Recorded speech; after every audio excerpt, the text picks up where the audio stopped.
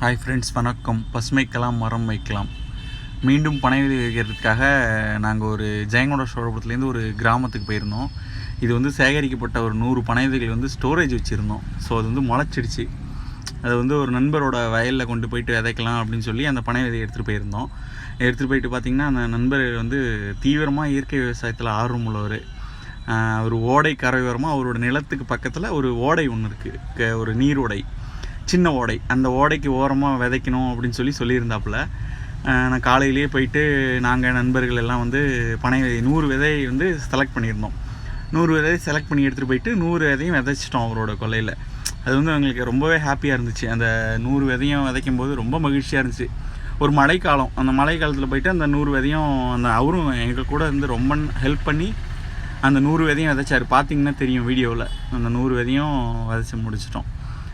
அந்த மாதிரி நீங்களும் ஏதாவது உங்களுக்கு வாய்ப்பு கிடச்சிச்சின்னா பனை விதைகள் ஏரி கரையோரமாக, ஓடை கரையோரமாக அந்த மாதிரி எங்கேயா வாய்ப்பு இருந்தால் விதைங்க. நன்றி. தேங்க்ஸ் ஃபார் வாட்சிங் மை வீடியோ.